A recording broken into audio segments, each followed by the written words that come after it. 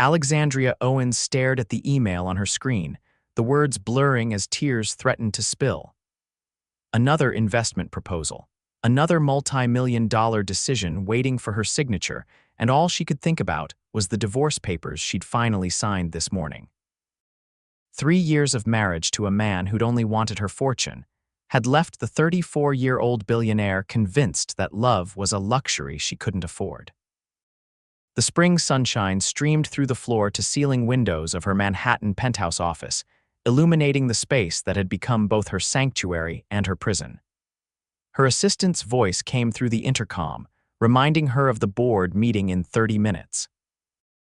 "I'll be ready," Alexandria replied, her voice steadier than she felt. She rose from her ergonomic chair, smoothed her Armani suit, and tried to ignore the hollowness in her chest. At 34, she had built Owens Innovations from a small tech startup into a global empire worth billions. She had everything money could buy except someone to share it with. Her phone buzzed with a text from her best friend, Lily. "Don't forget you promised to come to the farmer's market with me tomorrow. Fresh air will do you good. No excuses," Alexandria sighed.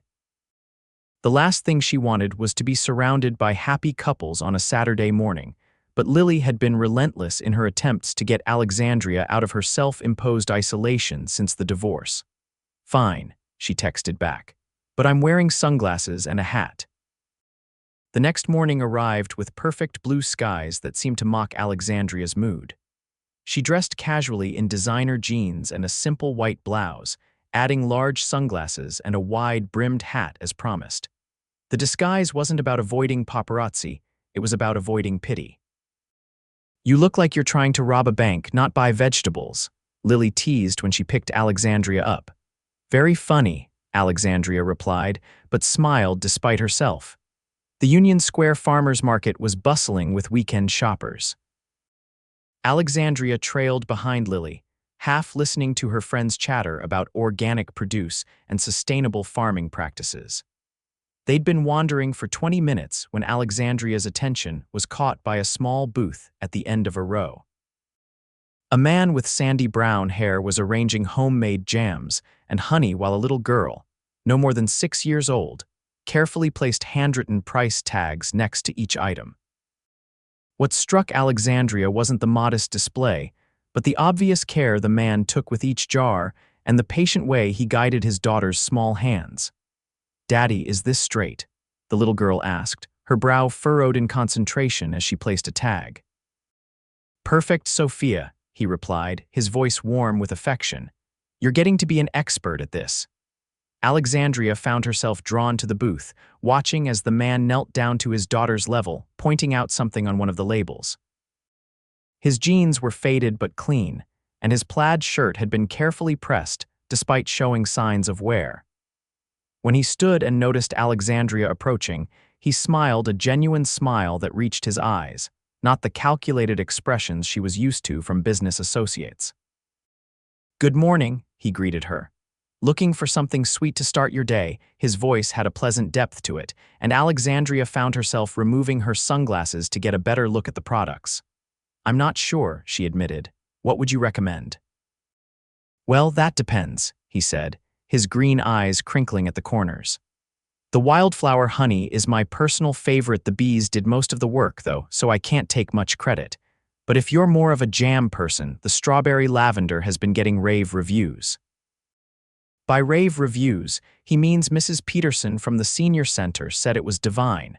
The little girl chimed in, making air quotes around the word divine. Alexandria couldn't help laughing. "In that case, I'll have to try both." As the man who introduced himself as Gabriel Evans wrapped her purchases, Alexandria found herself studying his hands. They were strong and capable, with calluses that spoke of physical work, so different from the manicured executives she dealt with daily. "So, do you do this full-time?" she asked, genuinely curious. "The farmer's market is just weekends," Gabriel explained. "I'm a carpenter during the week, custom furniture mostly when I can get the commissions. Sophia and I make the jams and honey as a side business. Daddy has bees," Sophia announced proudly. "And I help with the stirring when we make jam, but I'm not allowed near the hot stove." "Very sensible," Alexandria replied seriously. which earned her an approving nod from Sophia. As Gabriel handed Alexandria her change, their fingers brushed briefly. She felt an unexpected jolt of awareness and quickly stepped back, nearly bumping into Lily, who had materialized beside her. "Found something interesting?" Lily asked, her tone innocent but her eyes knowing as she glanced between Alexandria and Gabriel. "Just some honey and jam," Alexandria replied, suddenly feeling flustered. "We're here every Saturday," Gabriel said, his eyes meeting Alexandria's. "The honey changes with the seasons, so there's always something new to try."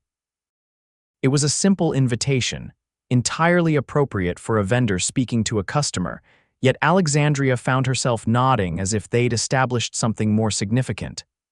"I might take you up on that," she said, surprising herself. As she and Lily walked away, Alexandria resisted the urge to look back. "He was cute," Lily observed casually. "He was selling honey," Alexandria replied. "Honey, sure," Lily laughed. "And you weren't at all interested in the beekeeper." Alexandria rolled her eyes but couldn't quite suppress her smile. True to her word, Alexandria returned to the farmer's market the following Saturday, this time alone. She told herself she was just interested in the wildflower honey, which had been delicious on her morning toast all week. But as she approached Gabriel's booth, her heartbeat quickened in a way that had nothing to do with artisanal preserves. Sophia spotted her first, waving enthusiastically. "Honey lady, you came back." Gabriel looked up from helping another customer and smiled when he saw Alexandria. There was something about his smile that made her feel seen, truly seen in a way she hadn't experienced in years. "I told you the honey was good," he said when she reached the booth.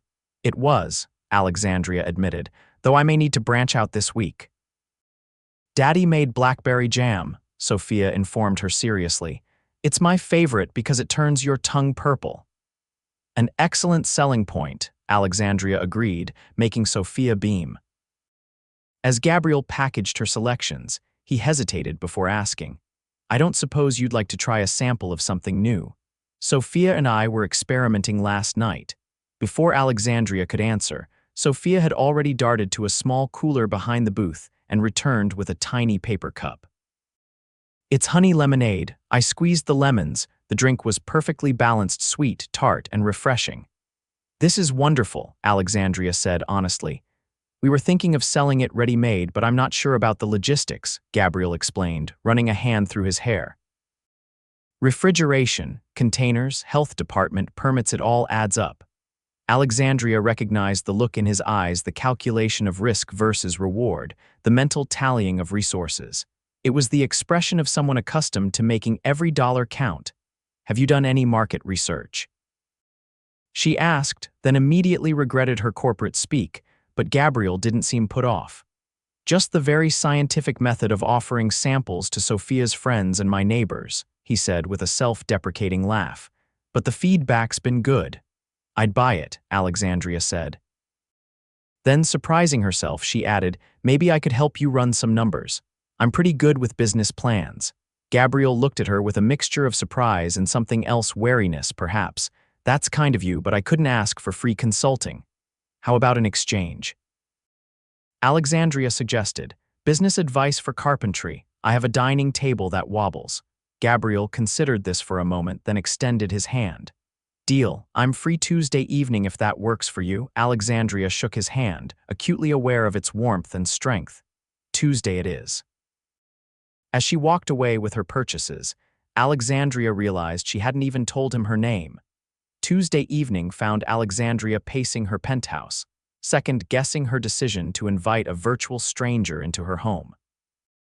She'd given Gabriel the address of her building, but not the penthouse number, suggesting they meet in the lobby first. When the doorman called to announce Gabriel's arrival, Alexandria took a deep breath and headed down. She found him standing in the marble-floored lobby, looking slightly out of place in clean jeans and a button-down shirt, a leather tool bag at his feet. "This is quite a building," he said, glancing around at the crystal chandeliers and modern artwork. "It's a bit much," Alexandria admitted, suddenly self-conscious about her wealth. "So you're Alexandria," Gabriel said as they rode the elevator up. "Sophia was disappointed she didn't get your name. She's been calling you the honey lady." Alexandria laughed. I like that better than some of the names the business press uses. Gabriel gave her a curious look, but she didn't elaborate as the elevator opened directly into her penthouse. She watched his face as he took in the spacious living area with its wall of windows overlooking Central Park. To his credit, he didn't whistle or make any comments about the obvious luxury. "So, where's this wobbly table?" he asked, setting down his tools. Alexandria led him to the dining area, relieved by his focus on the task at hand. "It's been bothering me for months," she explained as Gabriel knelt to examine the table's legs. "I can see why," he said, running his hand along the underside of the table. "The floor is perfectly level, but this joint has come loose. I can fix it in about 15 minutes." As he worked, Gabriel asked about her job. Alexandria gave him the simplified version tech company executive without mentioning that she was the founder and CEO of a Fortune 500 company. "And what about Sophia's mother?" Alexandria ventured cautiously as Gabriel tightened the joint. "Is she at home while you're out fixing wobbly tables?" Gabriel's hands stilled momentarily. "Sophia's mother left when she was 2, he said quietly. "Decided family life wasn't for her." "I'm sorry," Alexandria said, meaning it. Gabriel shrugged, resuming his work. "It was hard at first, but we found our rhythm. My mom helps out when I have evening jobs like tonight." Once the table was fixed, Alexandria brought out her laptop and a bottle of wine. Gabriel accepted a glass, and they sat at the now stable table while she showed him how to create a simple business plan for his honey lemonade idea. "The startup costs are higher than I thought," he admitted, looking at the spreadsheet she'd created. "But the profit margins are excellent once you're established," Alexandria pointed out, "and there are small business grants you could apply for." As they worked, their conversation flowed easily from business to more personal topics. Alexandria found herself telling Gabriel about her divorce, though not the details of her ex-husband's attempt to claim half her company. "It's hard to know who to trust," she admitted, swirling the wine in her glass. "That's why I stick with 6-year-olds, Gabriel said with a smile. "Sophia always lets me know exactly where I stand." By the time Gabriel prepared to leave, it was nearly midnight. They stood at the elevator, an awkward moment stretching between them. "I'd like to see you again," Gabriel said finally.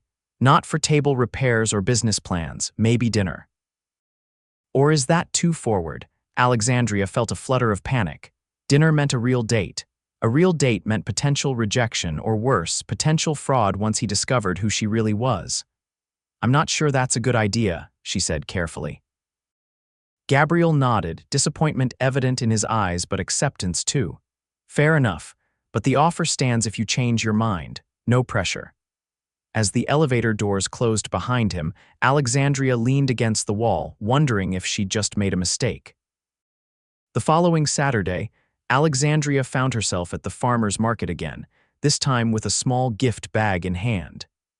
She'd spent the week thinking about Gabriel, about his kind eyes and the gentle way he spoke to his daughter, about his obvious dedication to his work and his entrepreneurial spirit, despite limited resources. She also thought about risk, how she took million-dollar risks in business daily, but couldn't bring herself to risk her heart on dinner with a carpenter who made honey. When she reached his booth, Sophia was nowhere to be seen and Gabriel was helping an elderly couple select jams.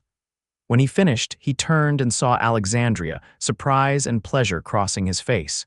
"You came back," he said simply. "I brought something for Sophia," Alexandria said, holding out the gift bag. "Is she here?" "She's with my mother today," Gabriel explained. "She had a birthday party to attend." He hesitated before accepting the bag. "You didn't have to do this." "It's just some baking supplies," Alexandria said.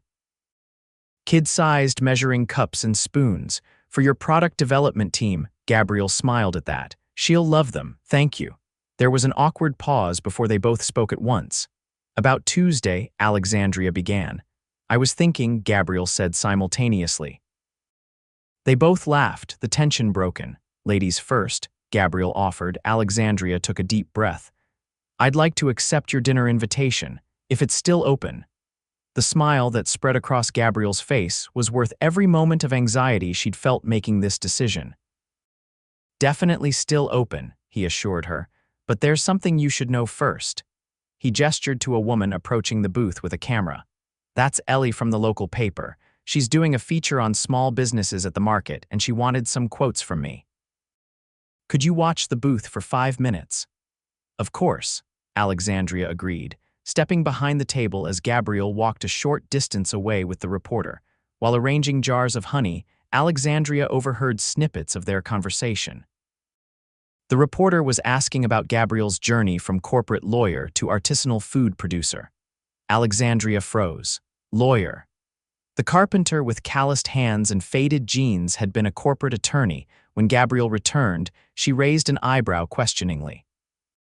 I was going to tell you, he said, looking slightly embarrassed. I practiced law for 8 years at Donovan and Reed, made partner just before Sophia was born. Then her mother left and I realized I was miserable, missing my daughter's life while working 80-hour weeks on cases I didn't care about. So you just quit? Alexandria asked, trying to process this new information. I had savings, Gabriel explained. And I'd always done woodworking as a hobby. My grandfather taught me. I decided to take a year off, figure things out. That was 4 years ago, he shrugged. The pay cut was substantial, but I've never regretted it. Alexandria studied his face, searching for signs of the stressed, status-conscious lawyers she knew. She found none, just open honesty and contentment. So dinner, Gabriel prompted, clearly hoping his revelation hadn't changed her mind. Dinner, Alexandria confirmed. But I have something to tell you too. Over dinner at a small Italian restaurant in the West Village, Alexandria finally revealed her full identity. Gabriel's expression when she explained that she was the founder and CEO of Owens Innovations was priceless, a mixture of surprise, admiration, and finally humor. So when you offered to help with the numbers, you were being modest, he said, shaking his head in amusement. I didn't want to lead with billionaire tech mogul, Alexandria admitted. It tends to change how people treat me. I can imagine, Gabriel said thoughtfully. Does this mean you can afford to pay for dinner, or should we split the check? His teasing broke the last of her tension, and Alexandria laughed freely for what felt like the first time in years. As weeks turned into months, Alexandria and Gabriel's relationship deepened. They navigated the complications of their different worlds with honesty and humor. Gabriel remained adamant about supporting himself and Sophia through his own work, refusing Alexandria's offers of financial help for his business, though he gratefully accepted her marketing advice. Alexandria found herself spending weekends at Gabriel's modest Brooklyn brownstone, helping Sophia with homework and learning to make jam in the sunny kitchen. Those quiet domestic moments, so different from her high-powered weekdays, became the highlight of her life. The press eventually caught wind of their relationship. The headlines were predictable. Billionaire tech queen slums it with carpenter, and Owens Innovations CEO's strange romance with market vendor.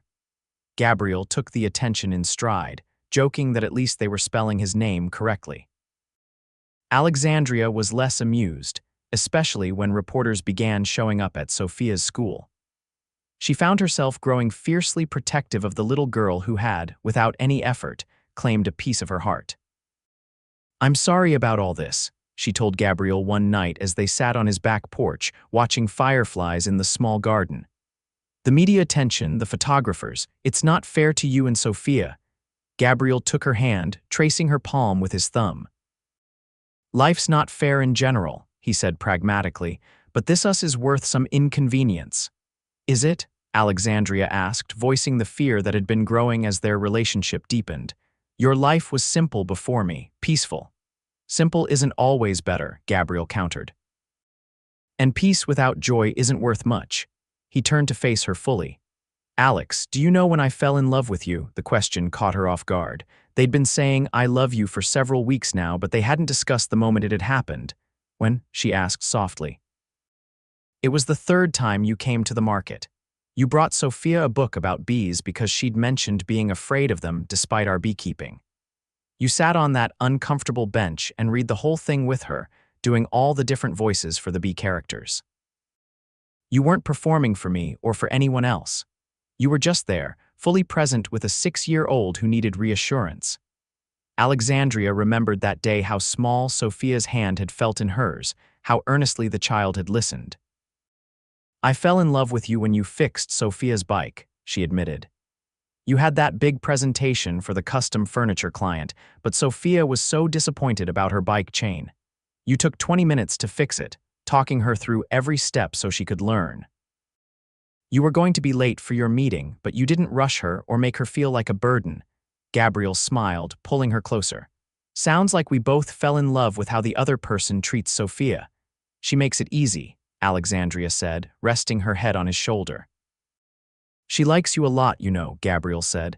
"She asked me yesterday if you were going to be her new mommy." Alexandria's heart skipped a beat. "What did you tell her?" "That I hoped so, but that was a question I hadn't asked you yet." Gabriel shifted, reaching into his pocket and pulling out a small wooden box. "I was going to wait, plan something elaborate, but maybe simple is better after all." He opened the box to reveal a ring, not the ostentatious diamond she might have expected from previous relationships, but a delicate band of rose gold with a pattern of tiny bees etched around it, small diamonds serving as their wings. "I made it," Gabriel said as Alexandria stared at the ring in wonder. "Well, designed it, had some help with the metalwork. It's perfect," she whispered, her vision blurring with tears. "Alexandria Owens, I love you. I love your brilliant mind, your generous heart, and the way you've opened your life to Sophia and me. Will you marry me?" "Yes," she said without hesitation. "Yes, I will." Their wedding took place the following spring, a small ceremony in the Brooklyn Botanic Garden. Sophia served as flower girl, taking her duties so seriously that several guests had to stifle laughter at her intense concentration as she precisely distributed rose petals along the aisle. Alexandria wore a simple silk gown, carrying a bouquet of wildflowers that matched the honey Gabriel had brought to the farmer's market the day they met. Gabriel wore a suit, but with a beekeeper's pin on his lapel, a gift from Alexandria. In their vows, they promised not wealth or status, but presence and honesty. Gabriel vowed to remind Alexandria of life's simple joys. She promised to support his dreams without overshadowing them. When the officiant pronounced them husband and wife, Sophia broke protocol to launch herself at both of them, creating a family hug that drew applause and happy tears from their guests. 5 years later, Alexandria sat in the garden of their Brooklyn home, significantly renovated, but still in the same neighborhood Gabriel had lived in when they met. She watched as Gabriel taught their 3-year-old son, Oliver, how to plant sunflower seeds while Sophia, now 11, documented the process for her science project. Alexandria's phone buzzed with a message from her COO about the latest acquisition they were considering. She typed a quick response, then set the phone aside. The company was still important to her, but she had learned to delegate more, to trust her team, to be present for the moments that mattered most. Gabriel looked up, catching her eye across the garden. His smile, that same genuine smile that had first drawn her to his market booth, still had the power to warm her from within. He said something to the children, then crossed to where she sat. "Happy?" he asked, sitting beside her. Alexandria leaned against him, feeling the solid strength that had become her anchor in a world that had once felt so unstable despite her wealth. "Completely," she answered truthfully. From inside the house came the sound of the timer. The honey cakes they'd baked that morning were ready. Sophia raced inside to check them, calling for Oliver to follow. "You know, when I gave up on love, I never imagined this," Alexandria said, gesturing to their home, their garden, their life together. "I thought I was choosing security over happiness. And now?" Gabriel asked, his arm tightening around her. "Now I know that real security is this, us together. Everything else is just details." As they rose to join their children, Alexandria reflected on the journey that had brought her here. From a lonely penthouse with a wobbly table to a home filled with laughter, honey-scented air, and the sweet chaos of family life. She had once believed her heart was a liability in a world where everything had a price. Now she understood it was her greatest asset, and the love she'd found at a farmer's market with a struggling dad, and his daughter was the best investment she'd ever made.